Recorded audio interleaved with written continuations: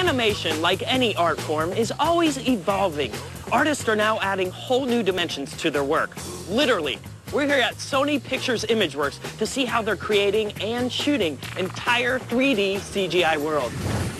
Imageworks has made their bread and butter doing special effects work for live-action projects like I Am Legend and Watchmen. But in the last few years, they've been sinking their teeth into entirely animated features, like sister company Sony Pictures Animation's action-packed comedy, Cloudy with a Chance of Meatballs. It really works! Imageworks used trailblazing animation technology to adapt the beloved 30-page children's book about a town where food rains from the sky. Well, the thing about the book is that it has really terrific illustrations and it's a really charming story. But once you get into a full-length feature, then you have to have a major character, somebody that you're going to root for, somebody that you want to see be successful. They came up with Flint Lockwood, a small-time inventor with big ambition to make a machine that converts water into food. This sounds like a pretty trippy ride, Pam. What's kind of fun about some of these foods, like the hamburger, is not only in that hamburger do you get the full sandwich, but then you can break it apart and you get the burger and you get a piece of cheese and you get some lettuce and you get a tomato. That is a loaded piece of food there. And then, of course, there's the meatballs. So we spent so much time really examining meatballs. When the food machine goes haywire, the meatballs turn into a giant meat eor of death. So are they going all Armageddon on it? Like they have to destroy the meatballs? Yes. Got it. Brilliant. It took nearly a century for animation to evolve from traditional hand drawings. Thanks to innovators like Pixar, the latest in animation tech is all about creating dynamic CG worlds that rival the biggest live-action blockbusters. And Imageworks is at the forefront of a mind-blowing breakthrough. But before we can see the future, we need to understand the present. Most CG animators these days use a process called keyframe animation. Every time they want it to feel like a camera's moving through space, they plot the important marks, or keyframes, for the CG camera to hit. The software will fill in the move, but everything about that move, like its speed or fluidity, has to be hand-tweaked down to the frame. And if your move doesn't work, or if your director has a different idea, you're back to square one. But no longer. Sony's developed a system that replaces the mouse and keyboard with an actual handheld digital camera. So what this does is it completely frees us up to try lots of different things. So you can do as many takes as you want. I imagine that frees up a lot of time for you guys as animators to then just focus on the performance of the characters. Oh yeah, totally. Pete Nash and his team are responsible for bringing the characters to life inside the CG set created by the layout department. When we first get the shot, we get like a very basic rough pass on the camera, which is more of a guess of how it should look. In this scene, geeky Flint, not fully grasping snowball etiquette, goes all Rambo on a house full of strangers.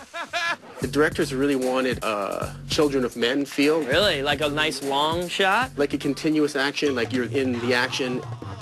Yeah, I can see that kind of camera on the shoulder. Yes. Rocking back and forth feeling. After the animators do their pass, it goes back to the layout department, who finalize the camera move using, you guessed it, an actual handheld camera. Is this the layout department? It certainly is. All right, I found the right place. Meet James Williams and Rob Bradow, the men behind the digital cinematography. Is this a camera I've been hearing all about? This is it. This is the real deal. What do you call this? I like to call it our Handycam. The Handycam. It's our handheld camera that feeds right into the computer. It looks like an old camera. This is actually an old, it's from the late 70s, an old Sony U-matic camera. The camera doesn't work the way you'd think. It's actually gutted and rewired so the zoom and other lens features, like wide angle, are converted to digital signals. And the camera itself is empty, because it's not about what's in it, it's what's on top. But this is the actual camera here. Yeah, yeah, you can actually pop it off, and as you move so if I this wanted to around, shoot it like this, I could just shoot it like this if I wanted to. Oh, there it is, right up there on the screen. There I am looking around in the environment. This is so awesome. Look at that. That's like me holding one of my, my little pocket digital camera. Exactly, and that was the reason we got this camera, is that we wanted something that really had the weight and the heft of a real camera. So when you see the action on the screen, it feels like somebody's actually operating a real camera. The camera's position is tracked by a 15 by 15 grid mounted on the ceiling. A computer connected to the rig reads these lights in 3 cameras on top of the body and figures out where the camera is in space. The animation software then instantly integrates the camera's movements into the pre-rendered version. We have an enormous amount of accuracy that we can get out of the system. In fact, we're down to about 0.1 of a millimeter in terms of the accuracy. Not only does it pick up any kind of motion of the camera, it picks up tiny rotations. It can even pick up the breathing of the camera operator. You get this really wonderful sort of dynamic, organic effect. You know, I was kind of expecting like a sound stage and, you know, dark lights and green screens and motion cap sensors everywhere, and here we are in the middle of the layout department office. Yeah, the whole point is that a layout artist can be working on their shot, and if they want to use this, they just get up from their desk, you know, walk 5 feet over, turn on the system, capture their shot real quick, and then they can go back and start working back in the computer in the normal environment. That is awesome. Before you guys developed this camera and this system, a layout artist would be at the computer digitally animating a camera move, right? Absolutely. There was nothing intuitive about the process. A live-action director could see this camera, know exactly what it did, exactly how it works, and basically work with this system from the first day. This is a one-of-a-kind item here? It's a one-of-a-kind system, yeah. So, can I see a demo? Yeah, let's, do you want to wear it? Want to put it on your shoulder? Total. Whoa, so in the viewfinder, now I'm magically inside the house in the town of Chew and Swallow. And, you know, if you And there's duck down... Pop reading his newspaper. So this is the scene that I saw earlier. This is the Flint coming through and throwing ice cream snowballs at unsuspecting family. Well, it is a very crazy shot. Flint's going to burst through that door, so you have to almost anticipate that moment and be ready to snap into that pose. Wow, okay.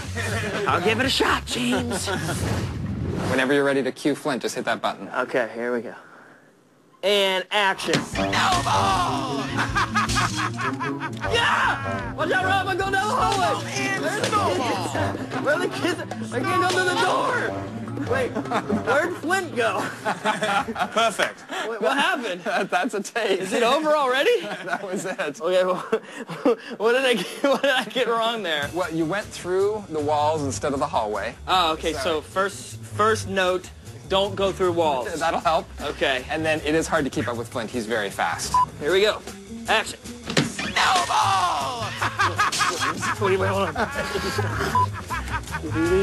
Up by day. Oh, look at that. Snowball! Turn around. Now, where's Mom?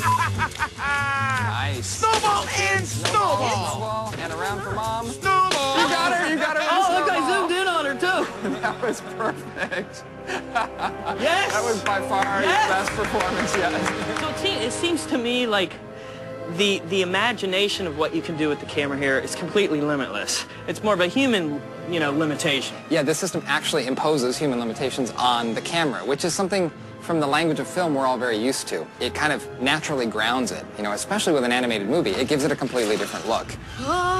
Between the computer and the keyboard and the mouse, and between your new camera rig system, you can get any kind of shot that you've ever seen in movies. It's a lot of fun. I don't have asthma, but I think I need my inhaler. The pros at ImageWorks are my new heroes. And after today, looks like I'm gonna be sporting a new IMDb credit.